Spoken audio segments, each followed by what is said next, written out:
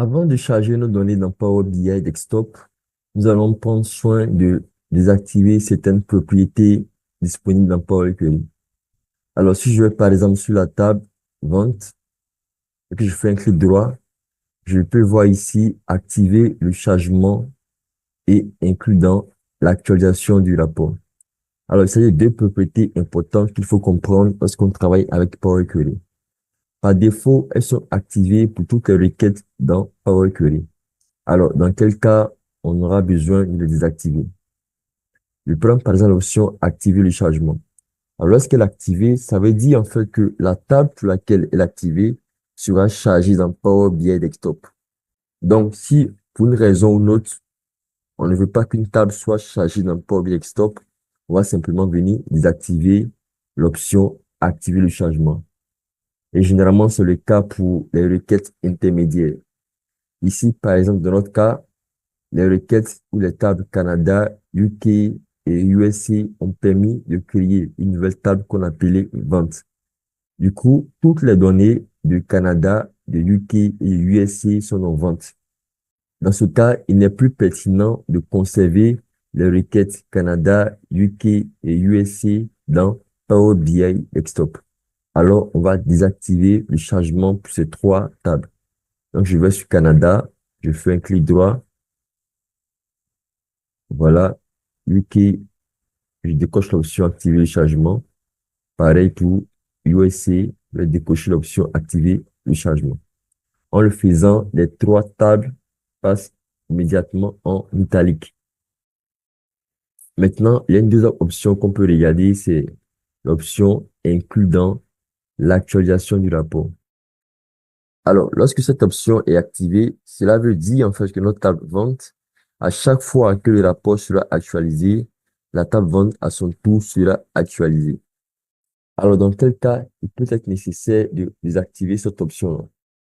Généralement, c'est lorsque la table en question n'est pas mise à jour de manière fréquente. Supposons par exemple qu'on ait un rapport de vente qui est actualisé, disons, 4, 5, 6 fois dans la journée, et qu'on a une table à l'intérieur de ce rapport de vente-là qui, elle, est mise à jour, disons, une fois tous les 6 mois. Alors, vu que la table en question n'est pas fréquemment mise à jour dans nos opérations métiers, ça ne sert à rien de pouvoir l'actualiser 5 fois par jour, sachant que elle a de nouvelles données tous les 6 mois. Pour ce genre de cas, on peut désactiver l'option inclus dans l'actualisation du rapport, de sorte que le jour où la table en question est mise à jour, on puisse revenir manuellement activer l'option pour faire la mise à jour.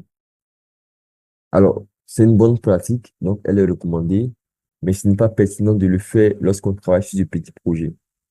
Pour des gros projets où chaque détail peut impacter la performance, on doit absolument définir correctement cette option. Pour un petit projet, comme dans le cadre de cette formation, on peut se permettre de négliger ce détail important. Voilà donc présenté ces deux propriétés de chargement et d'actualisation pour nos données dans Power Query. Alors, je vais profiter pour présenter une bonne pratique, celle de créer des dossiers. Par exemple, ici, on a nos trois tables, Canada, UK et USA, qui ne seront pas chargées dans Power BI Desktop. Alors, on peut créer un dossier spécial dans lequel on va déposer ces trois requêtes. Alors, pour le faire, je vais simplement ici, juste en bas, clic droit et nouveau groupe. Alors, je vais appeler cela, par exemple, requête désactivée. Et comme description, requêtes qui ne seront pas chargées dans Power BI Desktop. Et je valide. Voilà. Donc, ça m'a créé un nouveau groupe, requête désactivée. Alors, lorsque je survole le groupe, on voit bien la description que j'ai ajoutée. Requêtes ne seront pas chargées dans Power BI Desktop. Alors, ce que je fais maintenant, je vais déplacer nos trois requêtes Canada, UK et USA dans le nouveau groupe. Je vais simplement faire un glisser-déposer, comme ça. Voilà. Ou aller sur la requête en question, clic droit, déplacer vers le groupe et choisir le groupe requête désactivé. Donc, mes requêtes sont organisées en deux dossiers. Un dossier requête désactivée qui contient toutes les tables qui ne seront pas chargées dans Power BI Desktop et un dossier ou un groupe autre requête qui est créé automatiquement qui va permettre de regrouper toutes les autres requêtes de notre travail.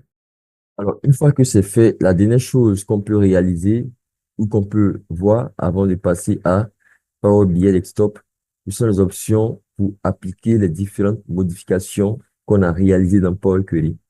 Alors, dans le menu de l'onglet Accueil, le bouton Fermer, Appliquer, on a trois options. Fermer, appliquer, appliquer et fermer. Alors, fermer va simplement fermer l'éditeur Power Query, nous ramener dans Power BI Desktop.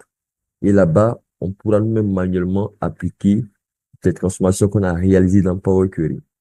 Le bouton Appliquer va simplement appliquer toutes les transformations qu'on a réalisées dans Power Query, mais on va toujours rester au niveau de Power Query pour continuer les transformations s'il y en a. Et le bouton Fermer, Appliquer, il fait les deux. Il ferme Power Query, il applique automatiquement les transformations qu'on a réalisées dans Power BI Desktop. Alors, on va simplement cliquer sur Fermer et appliquer dans notre cas, afin de pouvoir fermer Power Query et appliquer toutes les transformations ou les modifications qu'on a réalisées dans l'éditeur Power Query. Alors, comme on peut le voir ici, dans la partie ou dans le volet données, on a une seule table qui est notre table de vente. On ne voit ni la table USC, ni la table Canada, ni la table UK, simplement parce qu'on a désactivé les chargements vers Power BI Desktop. Si je vais dans la vue table, je peux également voir ma seule table qui a été importée, table vente, avec ses différentes colonnes.